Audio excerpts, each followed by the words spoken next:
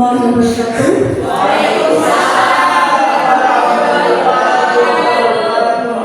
Yang terhormat Kepala Sekolah SMA Negeri 1 Megaret, Bapak Sendiri. Yang saya hormati Bapak Ibu Guru, pengajar di SMA Negeri 1 Megaret. Sebelumnya saya mengucapkan terima kasih banyak karena telah meluangkan waktunya untuk mengikuti acara saya, yaitu diseminasi budaya positif sebagai salah satu tugas yang harus saya selesaikan sebagai calon guru penggerak angkatan 11. Bapak Ibu, sebelum kita memulai acara pada hari ini, marilah kita berdoa semoga acara ini nanti dapat berjalan lancar dan memberikan kita manfaat dan keberkahan bagi kita semua. Amin. Allahumma. Berdoa menurut keyakinan kita masing-masing. Berdoa mulai.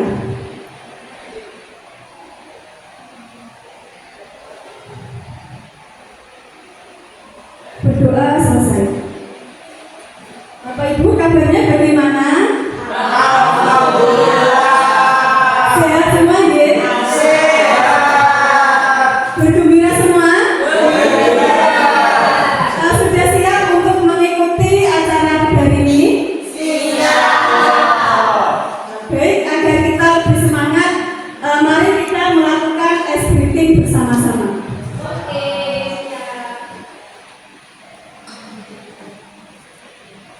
Bapak Ibu silakan berdiri.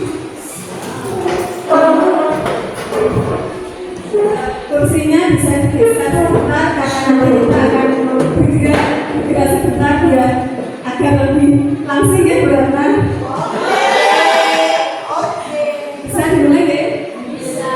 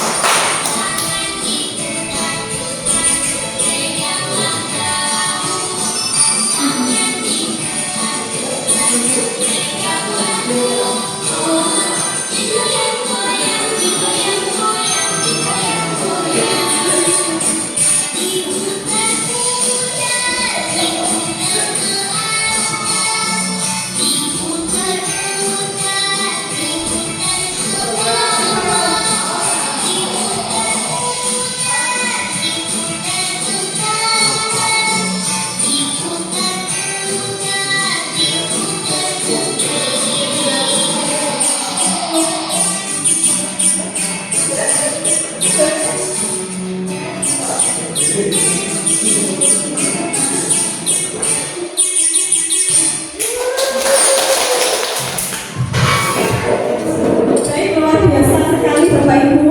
Bapak Ibu sekarang sudah semangat ya? Ya. Sudah siap untuk menerima materi yang akan saya sampaikan.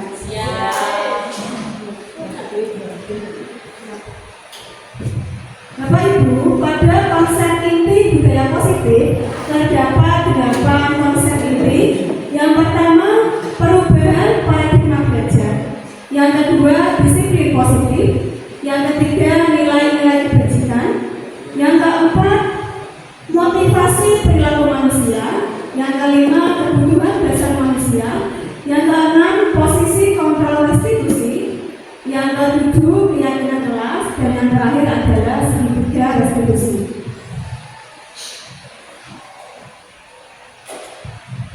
Nah, yang pertama yaitu perubahan paradigma belajar, di mana ini merupakan paradigma belajar itu pemahaman baru tentang pembelajaran. Yang pertama yaitu merdeka belajar.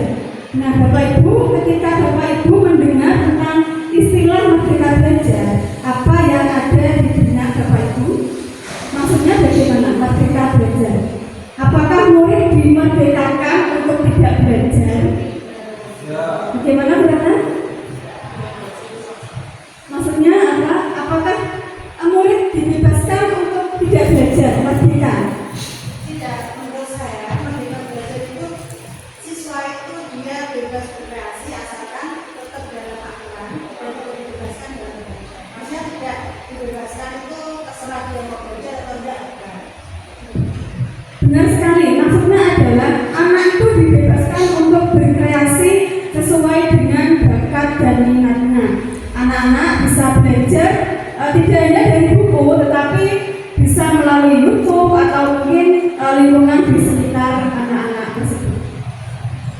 Yang kedua, tugas guru menuntun, bukan menuntut.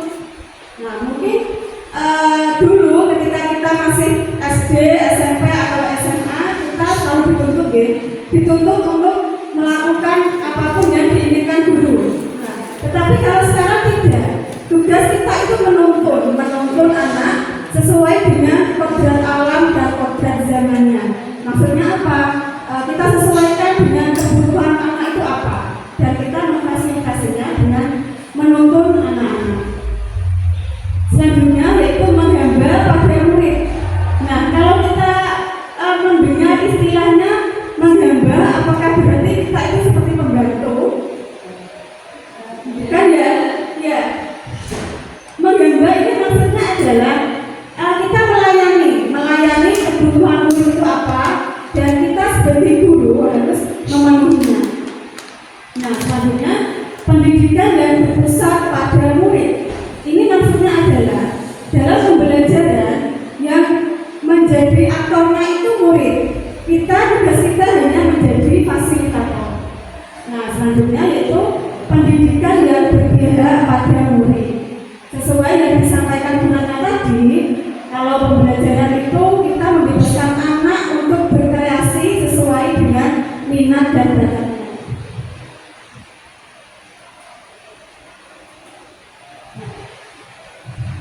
Ini adalah contoh pembelajaran yang berpihak pada murid yang saya terapkan di kelas saya. Kebetulan saya mengajar bahasa Indonesia kelas 11, itu ada materi drama. Nah, dalam drama itu anak-anak saya minta untuk membuat film. Anak-anak saya bebaskan untuk mencari genre film apa yang disukai. Saya memberikan kebebasan, dan ternyata sebagian besar dari mereka itu menyukai genre yang horor. Selain itu, dalam film saya juga membebaskan anak-anak untuk peran mereka itu apa. Mereka bisa berperan menjadi aktor, menjadi produser, atau bisa menjadi editor dalam pembuatan film.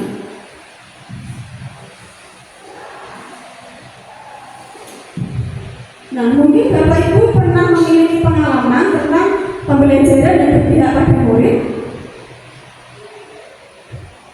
Bu Ratna mungkin ya, pembelajaran PKWU. Nah, iya, silakan Bu Ratna. Dalam pembelajaran PKWU itu kan ada beberapa materi ya. Salah satunya adalah materi tentang penyediaan pengolahan makanan khas daerah. Nah, dalam pengolahan makanan khas daerah itu saya menugaskan siswa-siswa untuk berkreasi baik dari pengolahan, baik dari promosi maupun pengemasan. Itu menunya terserah mereka, asalkan itu menunya sesuai dengan materi. Misalnya makanan khas daerah, kita pakai misalnya nasi padang. Silakan mereka berkreasi bagaimana caranya mengolah nasi padang sesuai dengan bakat mereka. Terus bagaimana mereka mau promosi maupun mau mengemas makanan tersebut.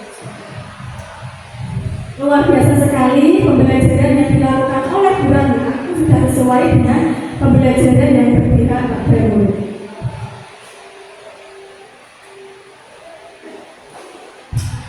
Selanjutnya yaitu kita berbicara tentang teori kontrol. Sebelum saya berbicara lebih lanjut tentang teori kontrol, Bapak Ibu saya ajak untuk melakukan permainan. Permainannya adalah cobalah buka. Nanti Bapak Ibu silakan berpasangan dua-dua. Berarti Bu Febi sama Bu Catherine, Mbak Yanti sama Bu Fida. Saya berikan contoh. Di sini ada Bu Ratna dan Bu Yuli. Bu Ratna itu berperan sebagai rekan A dan Bu Yuli berperan sebagai rekan B. Tugas Bu Ratna nanti harus menggenggam tangannya, mengepalkan tangannya. Bayangkan bahwa yang di tangan di dalam genggaman itu merupakan sesuatu hal yang sangat berharga bagi Bu Ratna. Sedangkan tugas Bu Yuli sebagai rekan B harus berusaha agar Bu Ratna mau membuka tangannya, bisa menggunakan perkataan, misalnya rayuan, bujukan, atau bisa menggunakan perlakuan atau perbuatan dengan misalnya mengkritik atau atau jilbabnya ditarik-tarik, bebas terserah bunyi. Itu misal. Nanti bergantian Bapak Ibu, setelah Bu Ratna selesai nanti ganti yang akan lebih.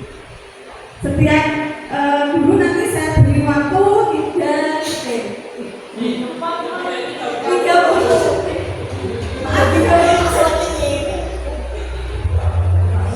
Ada pertanyaan? Ya.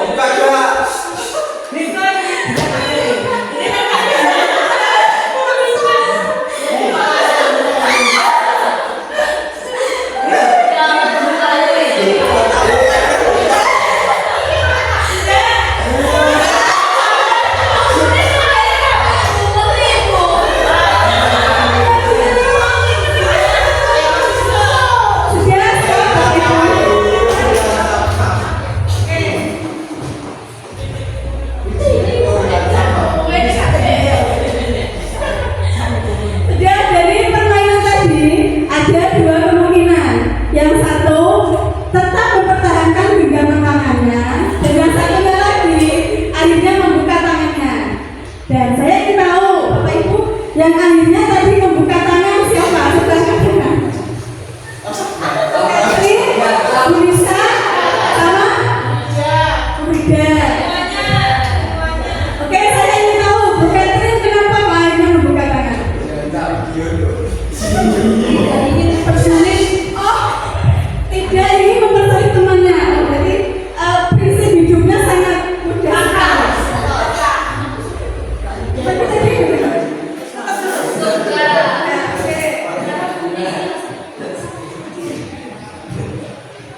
Oke, alasan saya membuka tangan yaitu karena rekan saya yaitu bukunya panjang-panjang, jadi saya nggak mau menjauh ya, jadi ya udah langsung aja gitu.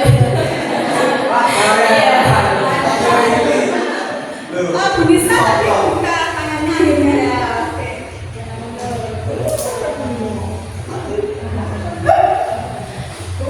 Ya, karena saya tertawa melihat teman saya, sehingga saya kontrolnya terlepas.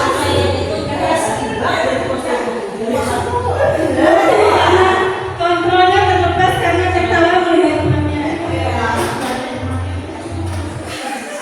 Saya langsung buka tangan karena saya tidak seimbang. Ada seimbang Oh, betul. Bu Rida tadi. Ya. Saya membuka tangan saya secara tepat karena lawan saya tidak imbang. Jadi dua itu. Maka berjadi tidak juga. Maju dulu. Saya nanti langsung membuka tangan saya agak cepat karena dilihat dari postur badannya tidak imbang dengan saya. Kalau saya tidak langsung membuka, nanti saya langsung dipukul karena saya yang tahu.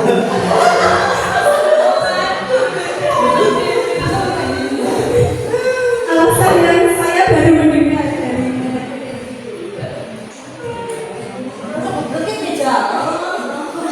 baik, sekarang yang akhirnya tetap mempertahankan prinsipnya Bu Yuli ya nggak?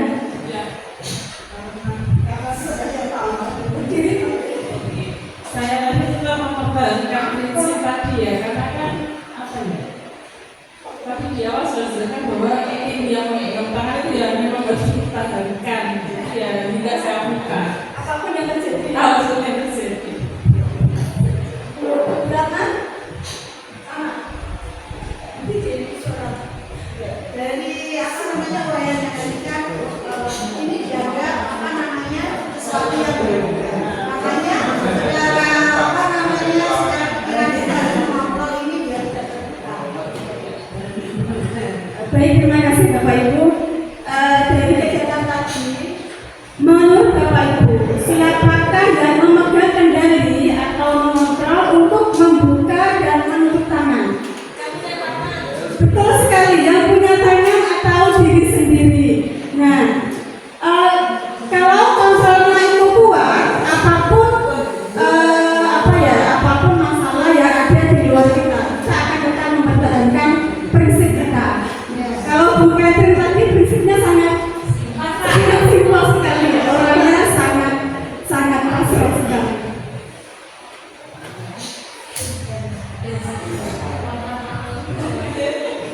Nah, berkaitan dengan teori kontrol, ada miskonsepsi tentang teori kontrol, yaitu pemahaman yang salah tentang teori kontrol. Yang pertama yaitu ilusi guru mengontrol murid. Nah, mungkin selama ini kita berpendapat bahwa sebagai guru kita itu bisa mengontrol murid. Ternyata tidak, Bapak Ibu. Jika murid itu tidak ada kemauan dari dirinya sendiri untuk mengubah perilaku, maka kita tidak bisa menyuruh atau meminta anak untuk mengikuti apa yang kita inginkan. Ini saya memiliki sedikit cerita tentang berkaitan dengan ilusi guru mengontrol murid. Saya memiliki murid dari kelas 10 dan 11 division. Anak ini dari kelas 10 sering membolos, dan akhirnya kemarin saat kenaikan kelas bahkan ada surat pernyataan bahwa ketika dia nanti membolos lagi, maka dia siap untuk dikeluarkan atau pindah sekolah. Tetapi apa yang terjadi? Apakah dia bisa mengubah karakternya? Tidak, Bapak Ibu. Ketika kelas 11 dia tetap berlakukan seperti itu. Bahkan ketika dia kelas 12 dan wali kelasnya itu berganti, wali kelas yang lebih senior dan wali kelas yang memiliki kedisiplinan yang tinggi, itu dia tidak berubah karakternya. Yang kedua, ilusi bahwa semua penguatan positif, efektif dan bermanfaat. Selama ini mungkin kita berpikiran jika kita memberikan nasihat-nasihat yang baik itu dapat mengubah karakter anak. Ternyata tidak, Bapak Ibu. Jika anak tersebut tidak memiliki motivasi dari dalam dirinya, maka dia tidak akan bisa berubah karakternya. Ini contohnya di kelas 10 itu saya sering mendengar anak-anak itu berkata kotor, mengumpat. Akhirnya saya beri sanksi. Jika kamu terus-terusan berkata kasar, maka saya akan memberikan sanksi berupa membaca istighfar sebanyak 50 kali. Ya mungkin selama 1 minggu, 2 minggu itu efektif. Tapi ketika minggu keempat, anak itu kembali lagi ke perilaku awalnya. Selanjutnya yaitu ilusi bahwa kritik dan membuat orang merasa bersalah dapat menguatkan karakter. Pada dasarnya, kritikan itu tidak akan membuat orang karakternya semakin kuat. Bahkan kritikan mungkin dapat membuat orang mentalnya jatuh, dapat membuat mentalnya itu down atau merasa rendah diri. Yang terakhir yaitu ilusi bahwa orang dewasa memiliki hak untuk memaksa. Nah, ini saya ingin bertanya kepada Bapak Ibu yang mungkin sudah memiliki putra atau putri yang sudah cukup dewasa. Nah, apakah kita bisa memaksa anak kita? Coba Bu Bida. Tidak bisa. Silakan Bu Bida berikan tanggapannya.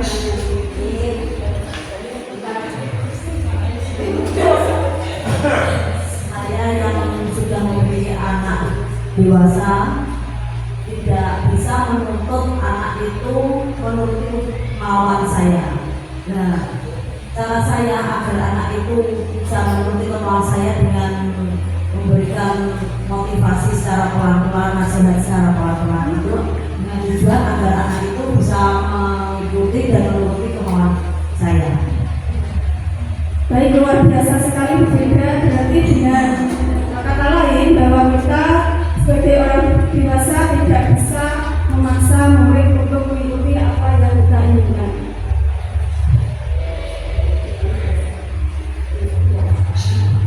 Selanjutnya yaitu disiplin positif. Nah, Bapak Ibu, ketika mendengar istilah disiplin positif, apa yang terbesit di dalam benak Bapak Ibu? Apa ya kira-kira disiplin positif itu? Bedanya dengan disiplin apa? Disiplin positif dengan disiplin itu bedanya apa? Ada yang mau berpendapat? Yuri?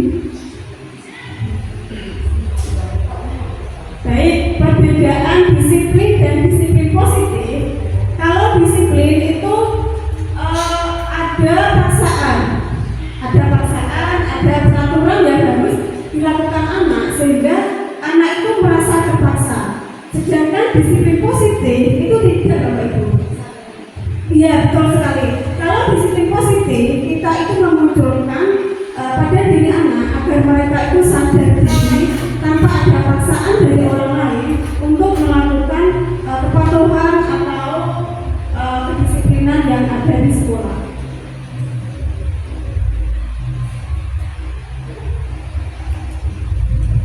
Ini contoh penerapan disiplin positif yang saya lakukan di kelas. Pada awalnya mereka merasa terpaksa ya kalau pagi-pagi harus hormat bendera, membacakan Pancasila dan menyanyikan lagu Indonesia Raya. Tetapi dari waktu ke waktu mereka akhirnya sadar diri, tanpa dipaksa pun mereka setiap pagi mau melakukannya.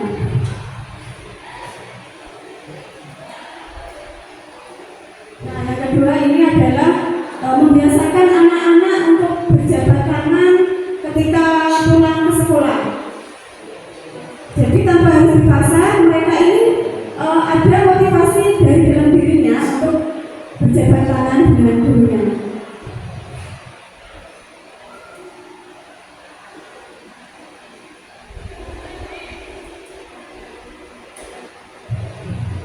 Selanjutnya yaitu nilai-nilai kebajikan universal. Merupakan nilai-nilai kebaikan yang disepakati oleh semua orang. Nah, kalau kita konteksnya di sekolah, berarti nilai-nilai kebaikan yang disepakati oleh semua warga sekolah. Nah, dalam nilai-nilai kebajikan ini, kita tidak memandang suku, agama, ras, latar, budaya, sosial.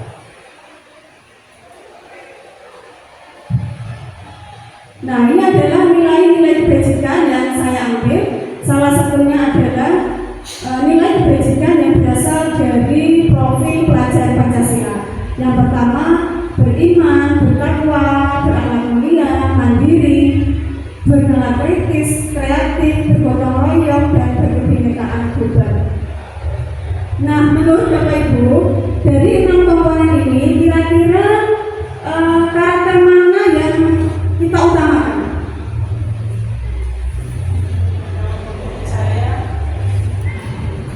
Menurut saya karakter yang diutamakan adalah beriman, bertakwa kepada Tuhan Yang Maha Esa dan berakhlak mulia. Karena alasan saya adalah ketika nilai-nilai ini itu diterapkan kepada peserta didik, outputnya itu sangat baik. Bahkan bisa dirasakan ketika mereka mungkin sudah lulus dari sekolah ini. Contohnya ketika peserta didik berakhlak mulia, menghormati orang tua, menghormati bapak ibu guru. Bukan berarti ketika mereka lulus, bahkan kita kemarin pernah ketemu murid kita yang lulus, tetap menyapa dengan baik bapak ibu guru. Betul sekali ya, berarti nilai beriman, bertakwa, dan berakhlak mulia itu merupakan karakter utama yang harus kita terapkan pada murid kita.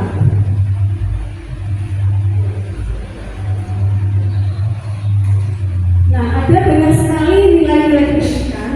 Di sini saya menampilkan hanya beberapa saja, yaitu peduli, kebersihan, komitmen, percaya diri, kejujuran, kedamaian, ketulusan, toleransi, dan sebagainya, dan masih banyak lagi. Nah, ini adalah penerapan nilai-nilai kebajikan yang saya terapkan di kelas. Yang pertama, membiasakan anak untuk berjabat tangan. Ini kira-kira nilainya apa ya Bapak Ibu yang tercermin di sana? Nilai yang mana? Kalau anak-anak berjabat tangan dengan gurunya, mengapa itu beda? Betul sekali, nilai akhlak mulia. Yang kedua, betul sekali, gotong royong. Yang ketiga, kreatif bisa, gotong royong juga bisa. Mandiri, ini yang nomor 3 ini adalah ketika pelaksanaan PMA kemarin, yaitu membuat klepor makanan khas Indonesia.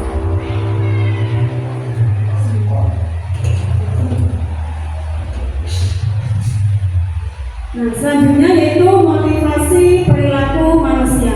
Sebagai manusia dalam melakukan suatu hal pasti kita memiliki motivasi, alasan atau tujuannya. Nah, di sini Goslen menyatakan ada 3 motivasi perilaku manusia. Yang pertama, untuk menghindari ketidaknyamanan atau hukuman. Yang kedua, untuk mendapatkan imbalan atau penghargaan dari orang lain. Dan yang ketiga adalah untuk menjadi pribadi yang mereka inginkan, menghargai diri sendiri dengan menghargai nilai-nilai yang ada yang mereka percaya. Jadi yang nomor 3 ini mereka tidak ingin mendapatkan pujian dari orang lain, tidak intinya berasal dari dirinya sendiri. Nah, Bapak Ibu, ini adalah contoh motivasi yang kita laksanakan. Ini adalah tiket kita setiap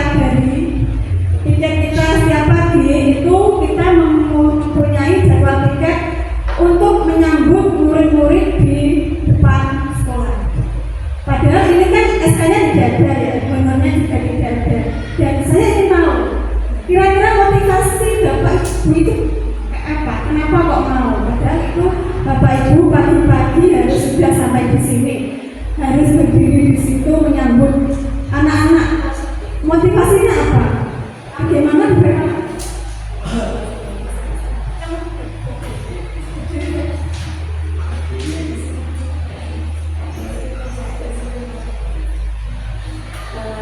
Terus terang kalau kemarin itu saya masuk daftar jadwal tiket untuk yang siswa di Garda. Nah,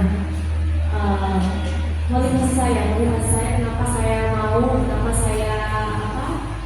berkenan untuk melakukan hal tersebut karena yang pertama yaitu untuk melakukan disiplin positif, karena kita kan sebagai pendidik ya Bu, jadi kalau kita tertib otomatis kita juga ikut tertib. Jadi kalau kita sebagai tenaga pendidik itu pasti menjadi panutan. Kalau kita tidak tertib, tidak disiplin, pasti otomatis siswa atau yang kita ajar itu juga sama.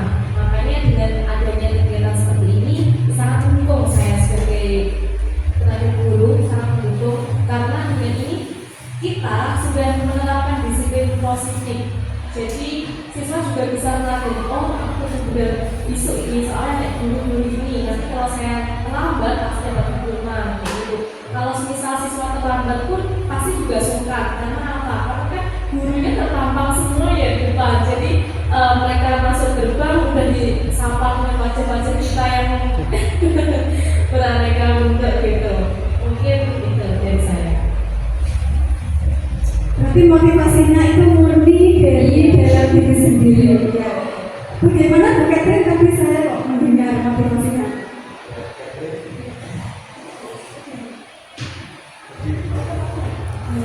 Motivasi saya tidak lain dan tidak bukan adalah takut sama anak saya.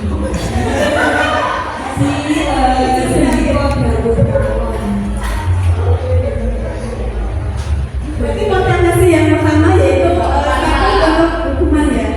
Kalau saudara itu kebetulan ada fotonya saudaranya sangat cantik sekali. Terima kasih.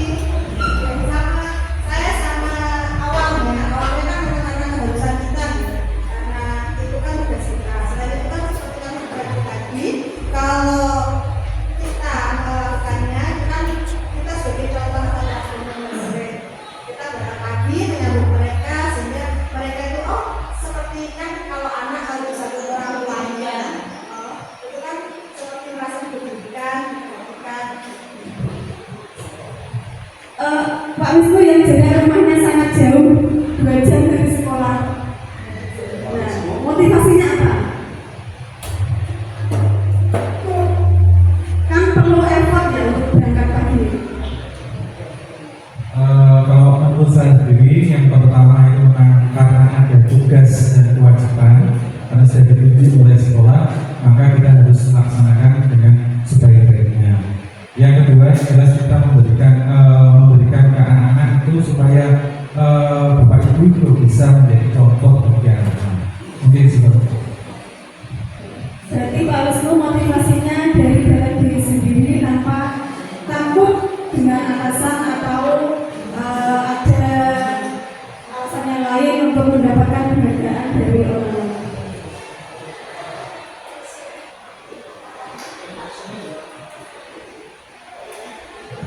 Selanjutnya yaitu hukuman, konsekuensi, dan restitusi. Menurut Bapak Ibu, apa bedanya hukuman dengan konsekuensi? Bedanya apa?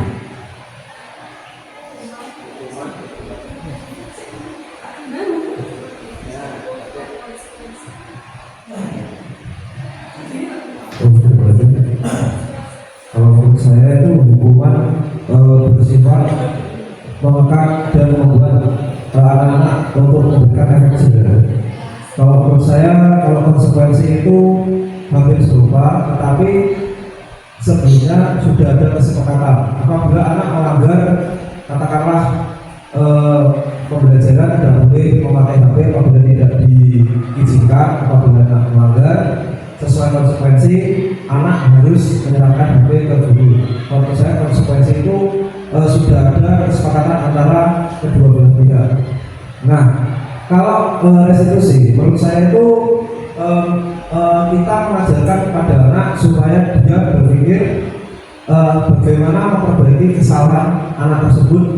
Jadi kita mengembangkan pemikiran anak itu supaya dia berpikir sekarang, oh saya ini salah, jadi saya harus bisa memperbaiki diri saya sendiri. Begitu. Baik, luar biasa, sudah dijawab semua oleh Pak Bima. Benar sekali apa yang dikatakan oleh Pak Bima. Kalau hukuman itu bersifat memaksa dan langsung pada saat itu, sehingga membuat anak itu merasa terpaksa. Sedangkan konsekuensi itu ada kesepakatan di awal. Jadi ketika anak itu melanggar, dia sudah tahu oh konsekuensinya itu apa. Untuk yang restitusi itu menciptakan kondisi bagi murid untuk memperbaiki kesalahan mereka dan menyadarkan mereka untuk bertanggung jawab dengan apa yang mereka lakukan.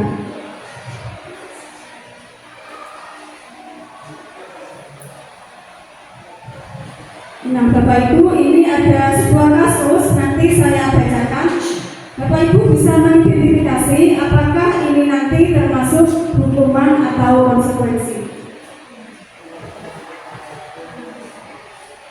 Kasus yang pertama, Iva kurang menguasai pelajaran matematika sehingga pada saat pelajaran berlangsung dia lebih banyak berdiam diri atau menggambar di buku pelajaran. Pada saat guru matematikanya Pak Seno menanyakan pertanyaan, Iva menjadi gugup dan tidak sengaja menjatuhkan tas dari kursi. Pak Seno marah dan meminta Iva untuk berdiri di depan kelas. Nah, menurut Bapak Ibu, kasus seperti ini termasuk hukuman atau konsekuensi? Hukuman. Menurut Bapak Ibu, hukuman yang diberikan Pak Seno ini sudah tepat atau belum? Kenapa? Kalau menurut saya Pak Seno itu terlalu menjudge karena Pak Seno tidak memberikan kesempatan kepada Iva untuk mencoba menjelaskan apa yang ingin Iva yang menjawab pertanyaan. Nah, kita sebagai guru itu sebaiknya jangan terlalu judgmental. Kemungkinan anak itu gugup, kurang pede. Kalau anak langsung gugup, kemungkinan anak tidak akan berkembang. Anak tersebut malah akan menjadi minder dan kemungkinan dia akan menarik diri dari lingkungan di kelas. Dia akan menjadi penyendiri, terus nilainya kemungkinan juga akan menurun. Padahal anak tersebut kemungkinan bisa berkembang menjadi lebih baik begitu. Baik, luar biasa sekali Pak Bima, sepertinya pemahamannya sudah sangat luas sekali ya. Nah, selanjutnya yang kedua, kasus yang kedua, Mia merupakan guru yang disiplin. Suatu saat, Sinta terlambat mengumpulkan tugas yang diberikan oleh Bunia. Padahal Bunia sudah memberikan rentang waktu yang cukup lama. Akhirnya, Sinta diharuskan mengerjakan tugas 2 kali lipat dari tugas sebelumnya. Nah, ini termasuk apa, Bapak Ibu? Hukuman atau konsekuensi? Betul sekali, konsekuensi. Bapak Ibu setuju apa tidak dengan apa yang dilakukan oleh Bunia? Setuju.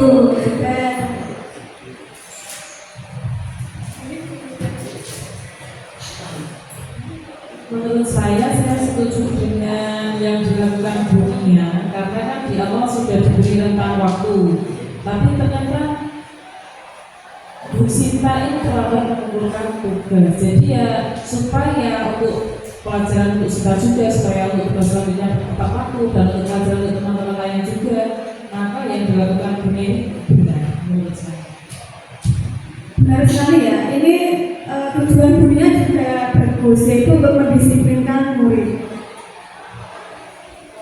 Nah, ini salah satu bentuk konsekuensi yang saya lakukan di kelas. Saya memiliki kesepakatan pada anak-anak, yaitu ketika pembelajaran bahasa Indonesia, anak-anak tidak boleh bermain HP. Nah, ketika saya mengetahui ada murid yang bermain HP, maka HP-nya akan saya sita dan saya kembalikan ketika pelajaran bahasa Indonesia selesai.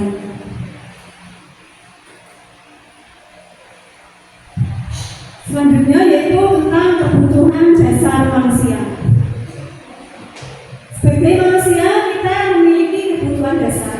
Yang pertama yaitu kebutuhan kebutuhan bertahan hidup yang berkaitan dengan kebutuhan makan, minum, kesehatan, tempat tinggal, pakaian, dan lain-lain. Yang kedua yaitu kasih sayang dan rasa diberkati. Ini merupakan hubungan sosial antar manusia, hubungan antara orang tua dan anak, hubungan antara guru dan murid, hubungan antara suami dan istri. Yang ketiga, kebutuhan penguasaan, yaitu kebutuhan pengakuan atas kemampuan. Yang keempat, kebebasan, yaitu kebutuhan akan pilihan. Nah, kita pasti mempunyai kebebasan dalam memilih. Kita bisa memilih presiden siapa yang kita inginkan, gubernur siapa yang kita inginkan. Yang kelima yaitu kebutuhan dasar kesenangan, yaitu kebutuhan dasar untuk merasa senang, merasa bahagia, merasa gembira.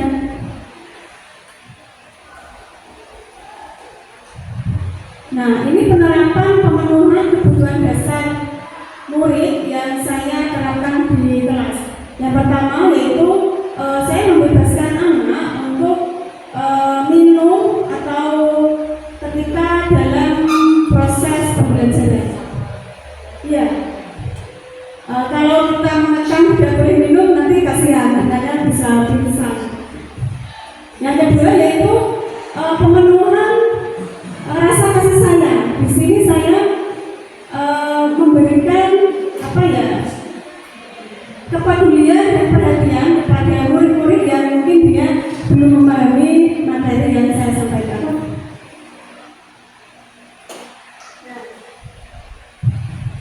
Di sini saya mempunyai dua kasus seperti itu. Yang pertama yaitu kasus kelas 12C2 atau yang sekarang dikenal dengan kelas 12D8. Yang kedua yaitu kasus anak yang pergi kantin di pergantian jam. Untuk yang pertama yaitu kasus kelas 12C2. Kita tahu ya, kita semua sadar bahwa di sekolah kita itu ada salah satu kelas yang anaknya itu sangat istimewa. Di setiap pergantian jam, mereka itu sering berkeliling kelas, berkeliling dari utara ke selatan, dari barat ke timur, dan kembali lagi ke utara. Ini waktu kelasnya sampai menurut Bapak Ibu, perilaku seperti itu, mereka itu ingin memenuhi kebutuhan dasar apa? Betul sekali, mereka ingin memenuhi kebutuhan dasar mereka, yaitu kebebasan. Nah, sebagai guru, apakah kita harus membiarkan itu terjadi? Tidak. Apa yang harus kita lakukan? Diri coba.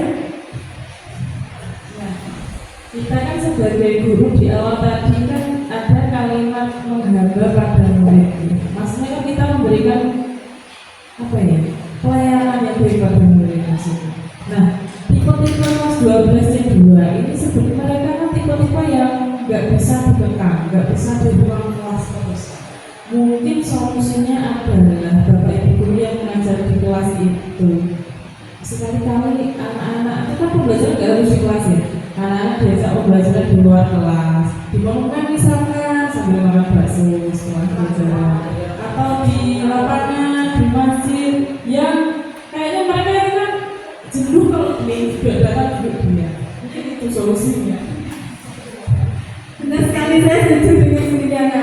Untuk anak-anak kelas 12C2 itu mereka itu lebih suka dengan permainan atau kebebasan.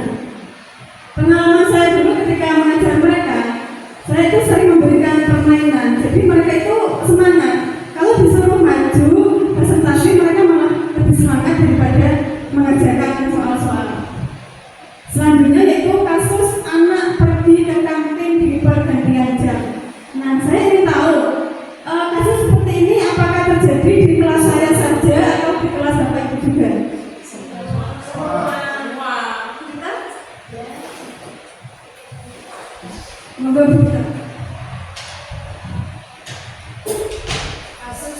Kasus anak pergi ke kantin di pergantian jam itu semua hampir sama. Karena apa? Menunggu Bapak Ibu guru masuk ke kelas itu lama dan akhirnya anak-anak pada keluar dan ke kantin. Sudah dari saya. Nah, menurut Bapak Ibu kebutuhan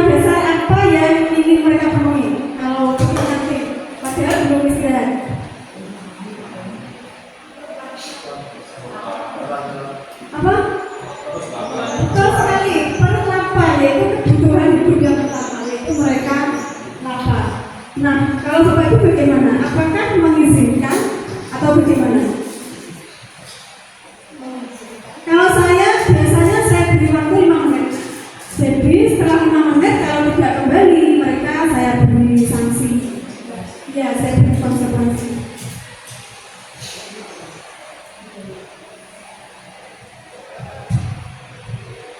Selanjutnya yaitu posisi kontrol restitusi. Terdapat 5 posisi kontrol restitusi.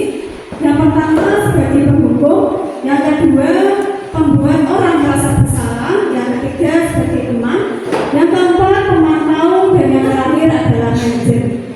Posisi kontrol sebagai penghukum ini biasanya guru yang sering yang paling tidak sukai oleh murid karena dia sering menghukum. Selain itu, guru tersebut juga sering memberikan hukuman berupa fisik maupun verbal. Kalau hukuman fisik itu biasanya berupa sit up, push up, atau lari mengelilingi lapangan. Sedangkan dalam bentuk verbal itu biasanya menggunakan kalimat-kalimat yang bisa menyakiti hati murid. Yang kedua, pembuat orang merasa bersalah. Pembuat orang merasa bersalah akan menggunakan kalimat-kalimat yang halus tetapi langsung menancap di dalam hati murid, sehingga membuat anak itu merasa rendah diri dan merasa tidak nyaman. Yang ketiga yaitu sebagai teman. Saya yakin untuk guru-guru muda ini biasanya menggunakan posisi kontrol sebagai teman. Ya, saya tahu. Dan manfaatnya sebenarnya banyak ya. Anak-anak itu menjadi lebih terbuka pada kita dan anak itu lebih menyukai pelajaran kita. Tetapi ada dampak negatif dari itu. Dampaknya apa? Terjadi kesenjangan sosial antara guru dengan guru. Betul sekali. Kadang anak itu suka dengan guru yang dianggap teman, tapi dia tidak suka dengan guru yang lain. Nah, sehingga mengakibatkan kesenjangan sosial. Betul sekali. Yang keempat yaitu pemantau, hanya mengawasi. Kalau pemantau itu biasanya guru itu tidak dekat dengan murid, sehingga murid merasa tidak diperhatikan. Yang kelima yaitu posisi kontrol sebagai manajer.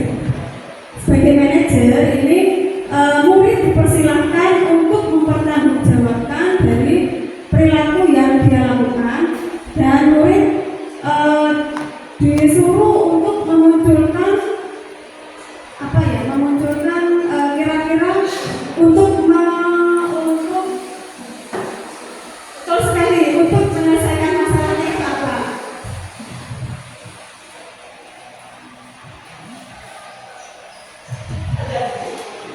Nah, kalau digambarkan ini ada posisi kontrol restitusi itu berupa sebuah segitiga. Kalau kita lihat posisi penghukum itu berada di atas, meskipun di atas tapi kedudukannya sangat kecil sekali. Sedangkan manajer itu berada di bawah, dia itu menopang semua posisi kontrol yang ada di atasnya. Ini saya tampilkan sebuah video, nanti Bapak Ibu silakan menyimaknya.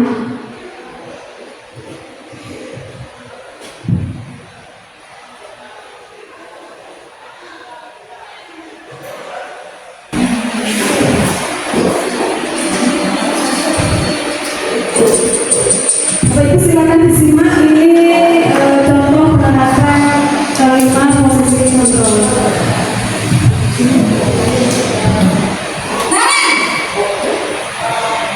Sini kamu. Selalu terlambat. Kamu deh pasti terlambat. Mampu saya Apa? Apa coba? Alasan kamu apa lagi? Kapan sih kamu tidak terlambat? Malas sekali ya kamu jadi anak. saya Dasar pemalas. Gak kapok-kapok sih kamu. Sudah berapa kali terlambat? Sana, kamu keliling lapangan basket 2 kali. kenapa saya harus keliling lapangan basket, Bu? Kenapa?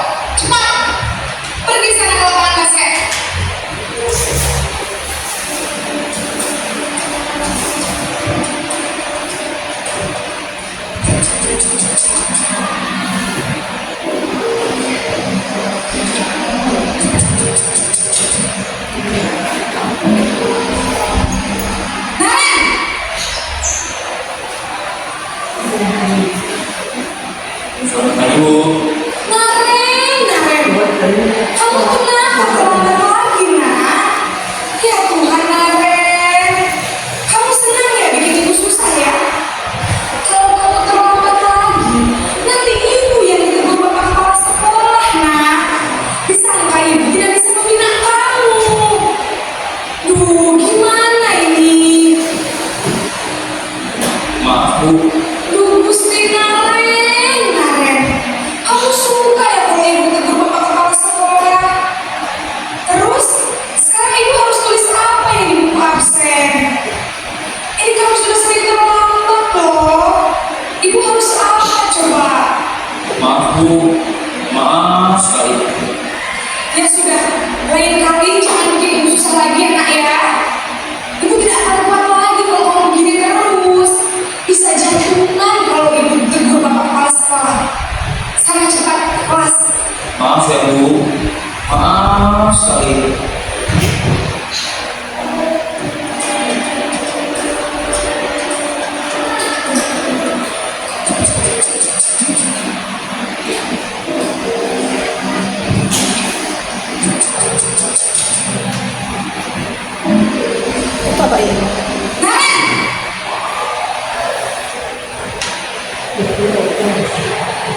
Mana Ibu? Wah, sudah jam berapa ini nak? Terlambat lagi ya sayang. Iya Bu. Habis. Bu saya belum membawakan saya Bu. Kamu malah menyalahkan ibu kamu. Kamu bukannya anak yang paling kencang. Kok terlambat sih? Iya Bu. Saya memang terlambat bangun tadi. Jadi biar saya lagi kencang tetap gak kencang Bu. Ya sudah sana. Nanti lain kali larinya lebih kencang lagi ya. Biar gak terlambat lagi. Bikin seneng ibu demi ibu. Bisa kan? Bisa lah Bu. Ya sudah sana masuk kelas. Ibu beresin urusan absen kamu. Kamu ini ada-ada saja.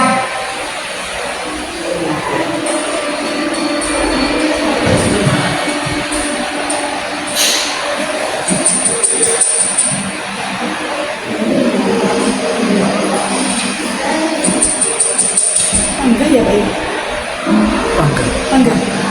Yang video mending dibaca dulu. Ibu. Naren, apa peraturan sekolah kita tentang jam berapa kita harus masuk sekolah? Nah? Kita harus di sekolah jam 7 Bu. Iya betul, sekarang sudah jam 7.20. Naren sudah tahu konsekuensinya jika terlambat hari. Paham Bu. Saya harus tinggal kelas pas jam istirahat selama 20 menit. Iya benar, konsekuensinya demikian. Jadi nanti jam 9.30 pas istirahat, kamu harus tinggal di kelas, kerjakan tugas tambahan untuk ketinggalan kamu, ya? Baik Bu.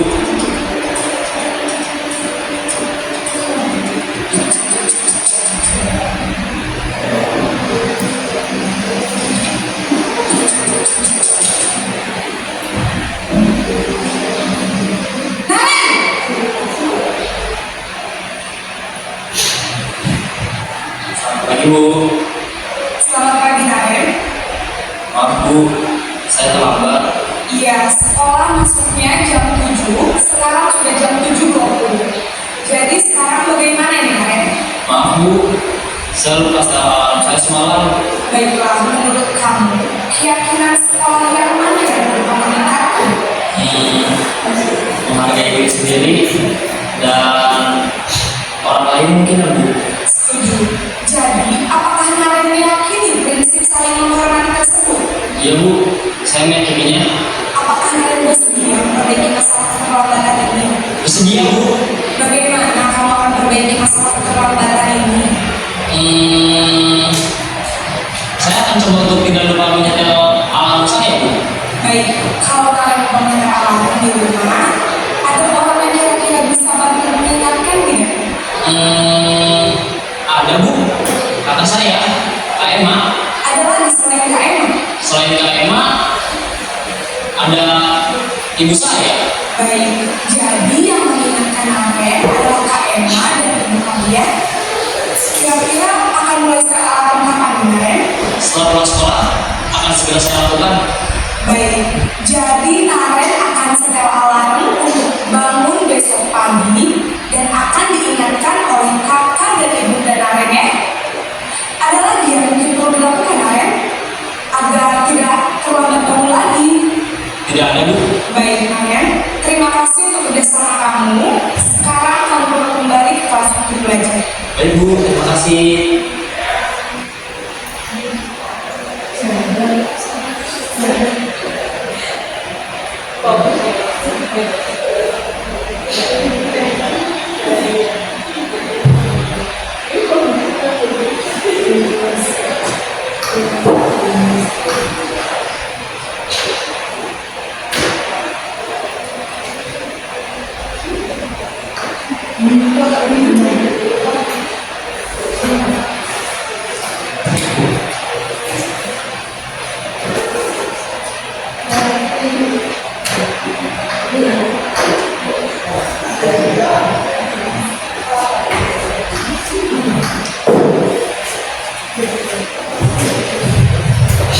Nah, Bapak Ibu, tadi ada beberapa video tentang posisi kontrol yang dilakukan oleh guru.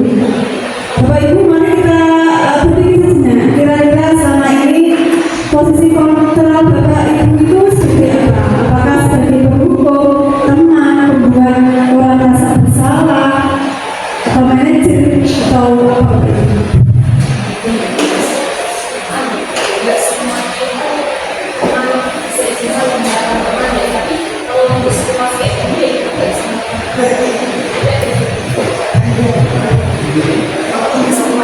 Oke, jadi kalau menurut saya Bu, kalau untuk situasi yang seperti yang saya lihat di video tersebut, itu pasti kebanyakan dari teman-teman pasti menggunakan pendukung. Karena kenapa? Ya pasti memberi efek jerah. Kalau kita hanya membuat orang merasa bersalah, kayaknya kemungkinan di SMA kita nggak merasa bersalah. Jadi kalau begitu pasti ini beneran sih besok diulang lagi kayak gitu.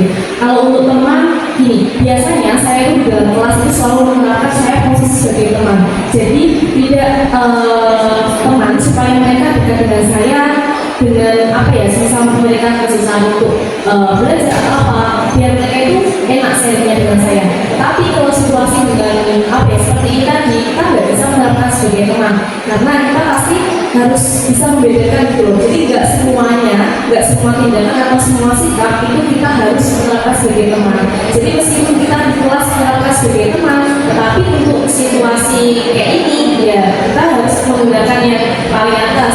Meskipun yang paling atas untuk paling kecil sendiri ya.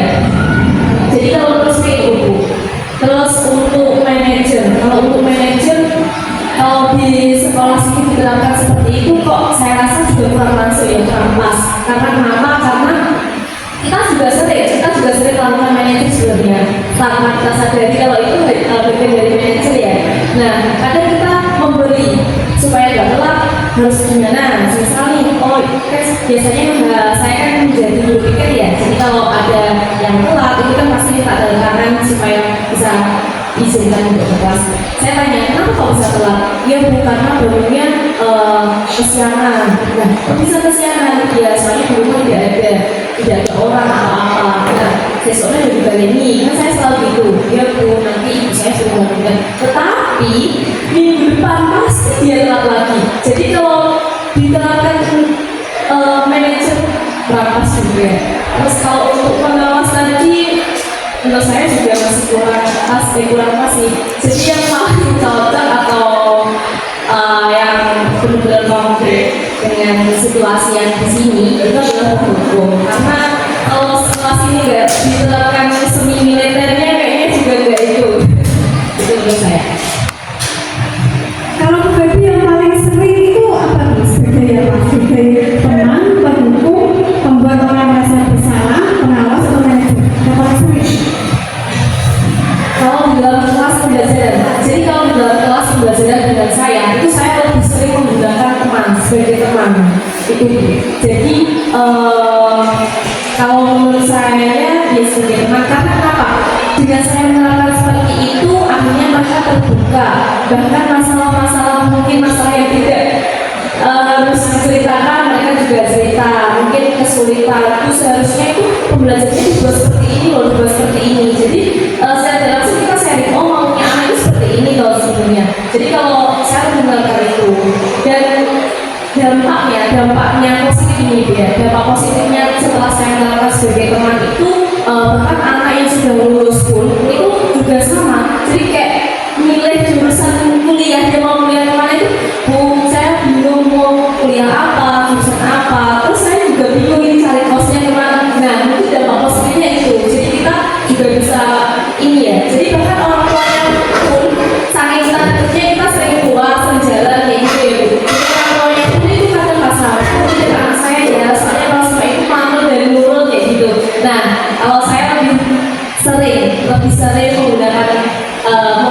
saya sebagai teman kayak gitu. Jadi biar tidak ada pembatas gitu. Meskipun saya sebagai guru, cuma saya tidak apa ya, oh saya harus guru harus dihormati, harus ini tidak. Jadi saya menerapkan sebagai teman. Jadi mereka mau apa ya silakan saya aja gitu. Kalau Bu Catherine sepertinya saya sering melihat mungkin begitu.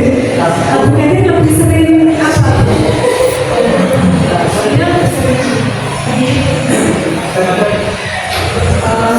Saya sendiri sebenarnya lebih sering menempatkan diri ke hukum ya, karena di situ dia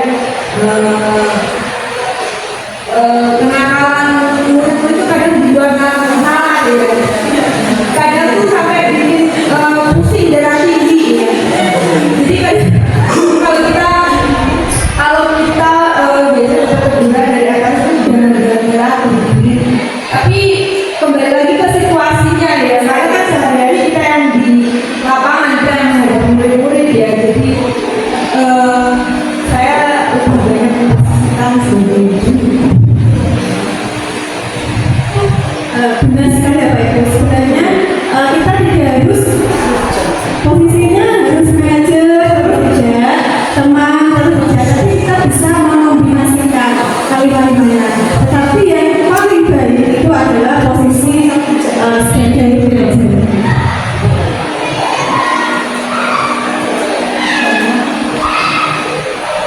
Selanjutnya yaitu keyakinan kelas. Apa itu keyakinan kelas?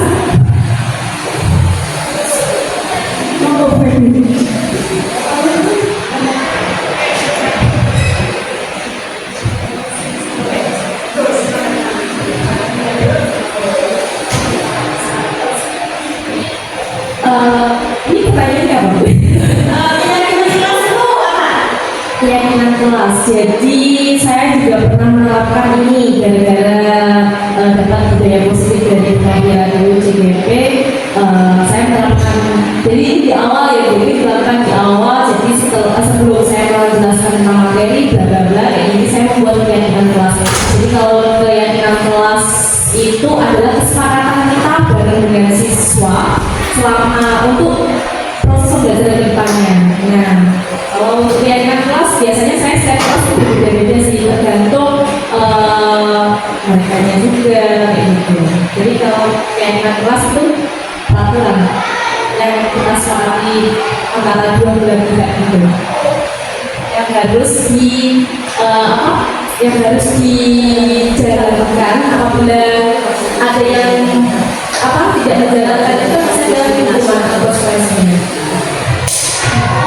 Benar sekali, kalau keyakinan kelas itu adalah kesepakatan bersama yang diyakini bersama oleh warga kelas. Mengapa tidak peraturan kelas? Tapi kenapa kok keyakinan kelas? Bedanya apa? Kalau peraturan itu kan dari sekolah yang buat, ya kan?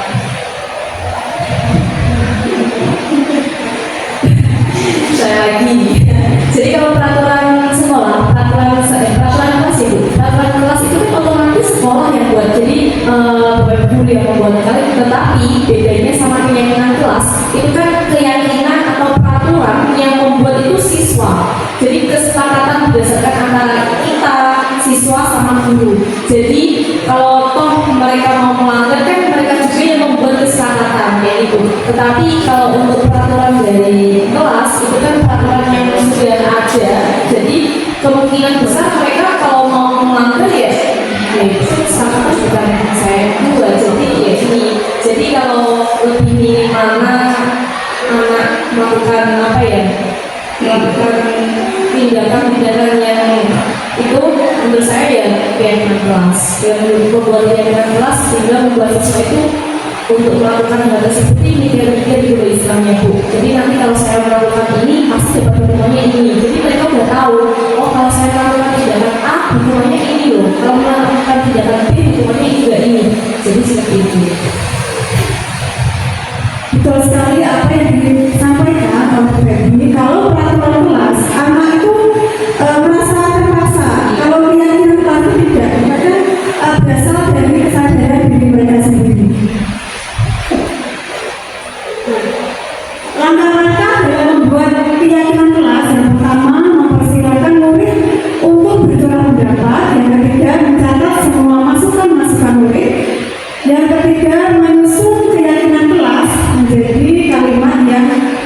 bernada positif.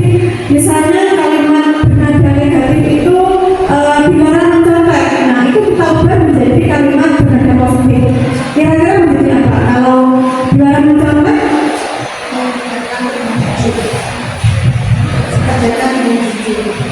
betul sekali, mengerjakan tugas dengan jujur atau dengan mandiri. Nah, setelah itu kita meninjau ulang keyakinan kelas yang sudah dibuat. Selanjutnya yaitu menyetujuinya dengan menandatangani keyakinan yang dibuat. Dan yang terakhir adalah melekatkannya di dinding sehingga anak-anak bisa melihat semua.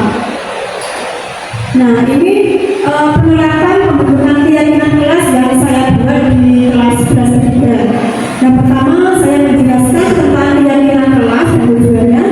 Yang kedua, membagikan sticky note. Yang ketiga, anak-anak berdiskusi dengan teman tentang keyakinan kelas apa yang mereka inginkan. Yang keempat, siswa menempelkan keyakinan kelas di papan tulis. Yang kelima, mengidentifikasi keyakinan kelas yang sama. Dan yang keenam, mengubah kalimat bernada negatif menjadi kalimat bernada positif. Nah, yang selanjutnya yaitu guru dan murid bersama-sama meninjau ulang keyakinan kelas yang sudah dibuat secara bersama-sama. Nah, ini hasil keyakinan kelas dari 11 Yang pertama, gotong royong, kreatif, peduli, dan menjaga damai kelas. Yang kedua, selalu menjaga kebersihan kelas dan melaksanakan jadwal piket. Yang ketiga, berkomitmen untuk selalu disiplin waktu dan menjadi pribadi yang baik. Yang keempat, bertanggung jawab terhadap tugas yang diberikan.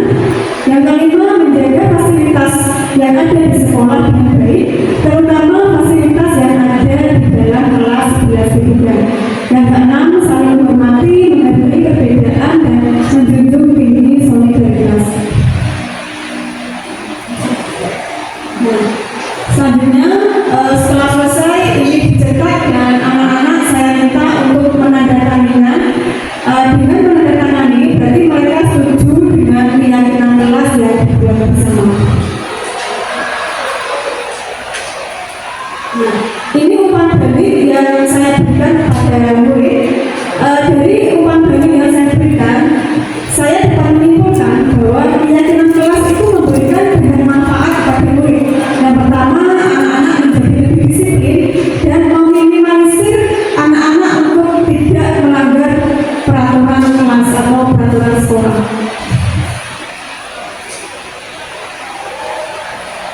Ini tanggapan dari murid.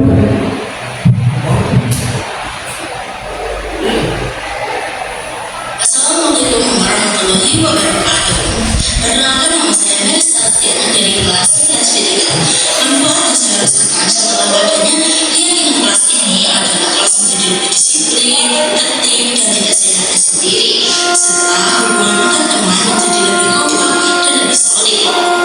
Lalu setelah adanya keyakinan kelas ini, siswa merasa lebih dekat dengan siswa yang lain, bekerja sama dan bergembira bersama, karena di dalam pembuatan keyakinan kelas ini dilakukan dengan cara gotong royong. Selain itu, siswa juga tidak seenaknya sendiri dan tidak punya kesempatan untuk melanggar aturan yang telah disepakati dan dibuat secara bersama-sama. Sekian dari saya. Wassalamualaikum warahmatullahi wabarakatuh. Setelah melakukan pembuatan keyakinan kelas, setelah berjalan selama 2-3 minggu, saya melakukan refleksi dan saya menemukan beberapa tantangan atau kelemahan dari keyakinan kelas yang saya buat. Yaitu poin-poin yang saya gunakan dalam keyakinan kelas terlalu banyak karena mencakup pendapat dari seluruh warga, sehingga membuat anak itu cepat lupa dan saya harus sering mengingatkan kembali. Untuk rencana perbaikan, kalimat dan keyakinan kelas akan saya perpendek agar murid mudah mengingatnya dan tidak cepat lupa. Untuk keyakinan kelas itu tidak perlu banyak, sedikit tidak apa-apa, yang penting berkualitas dan murid-murid tetap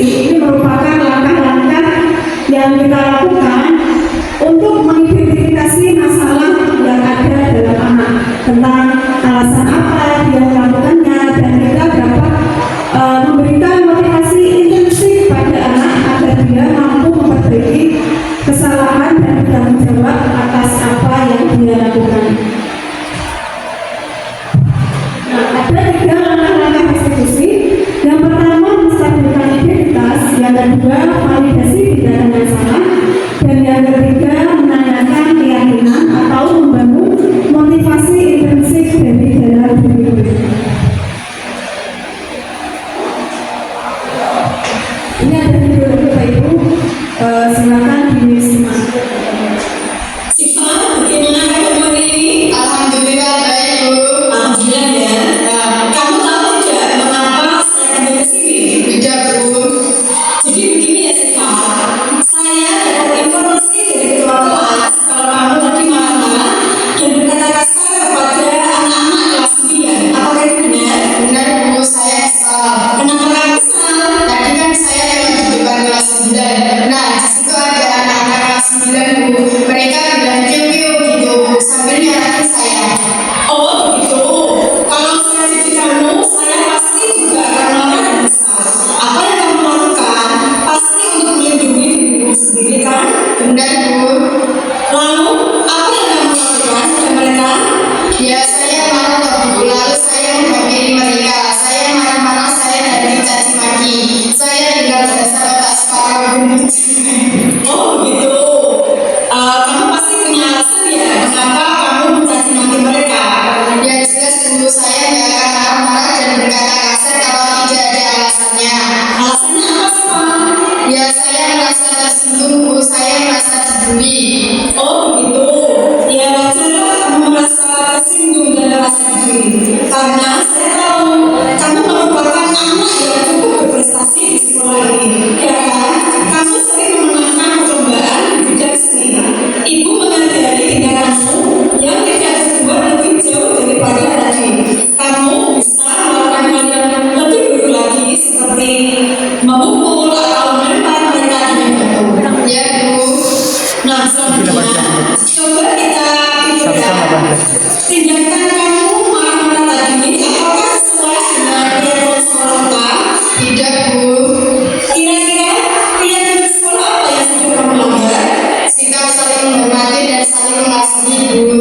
Nah, menurutmu saling menghormati dan saling mengasihi apakah itu penting? Penting Bu. Baik, kalau itu penting, keyakinan apa yang harus kamu lakukan ketika kamu sedang marah? Harus lebih bersabar agar tidak mudah marah. Baik, kamu bersedia memperbaiki diri? Bersedia Bu. Apa yang akan kamu lakukan untuk memperbaiki kesalahan ini? Saya akan belajar untuk menahan diri agar tidak marah-marah Bu. Tidak mudah tersinggung jika ada murid-murid lain yang berkata tidak sopan kepada saya. Saya akan melaporkan kepada ibu wali kelas. Ya, tepat sekali. Untuk anak-anak kelas 9 nanti, saya akan memberikan pengertian kepada mereka agar mereka lebih menghargai antar sesama teman. Terima kasih Bu. Baik Siva, silakan kamu kembali ke kelas. Semoga apa yang terjadi kepadamu ini memberikan manfaat kepadamu. Kamu menjadi pribadi yang lebih baik lagi. Terima kasih Bu. Assalamualaikum warahmatullahi wabarakatuh. Halo semuanya, perkenalkan nama saya Hania Sumara Maulidia. Saya sangat senang diajak diskusi dengan guru tentang bagaimana cara menahan diri agar tidak mudah marah dan selalu menghargai dan menghormati orang lain. Saya akan berusaha menjadi pribadi yang lebih baik lagi. Wassalamualaikum warahmatullahi wabarakatuh.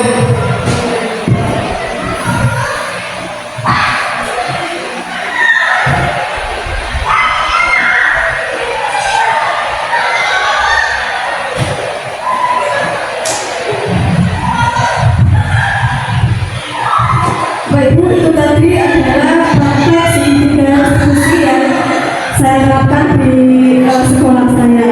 Karena kemarin saya praktek di sini tidak berhasil, akhirnya saya praktek di MTS.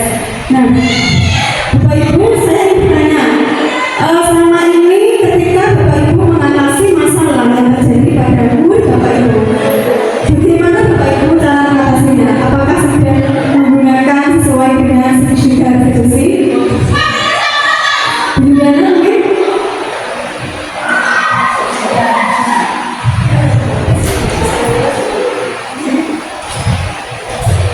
Tentang menyelesaikan masalah yang terjadi pada murid yang saya alami ya, untuk melihat-lihat dulu apa masalahnya.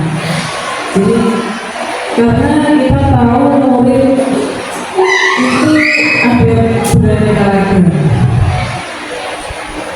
Kalau misal jadi waktu masih di tadi ya, saya itu bisa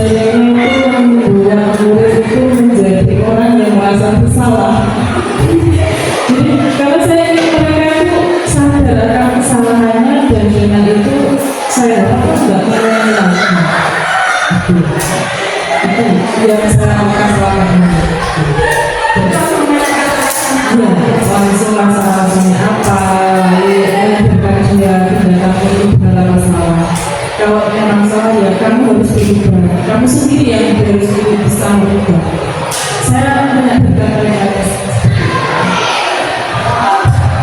Baik, berarti Megana sudah menerapkan langkah-langkah di diskusi, yaitu pada bagian validasi masalah, karena menanyakan alasannya apa seperti itu.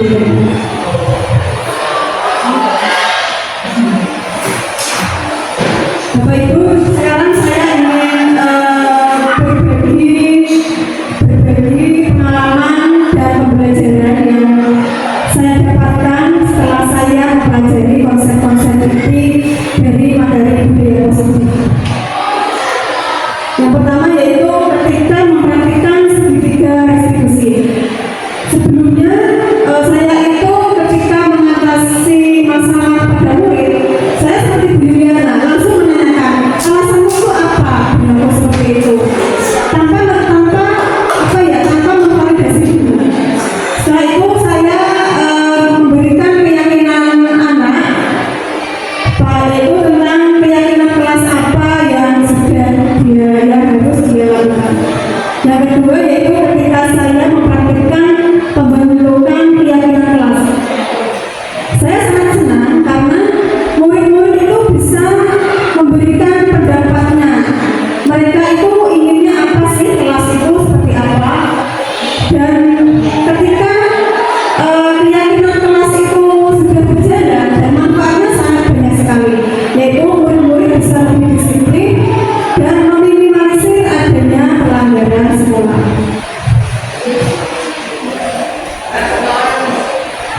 Bapak Ibu, konsep-konsep ini sudah saya paparkan semuanya. Mungkin ada pertanyaan. Kalau ada, saya akan mencoba menjawabnya. Kalau tidak, ya tidak apa-apa.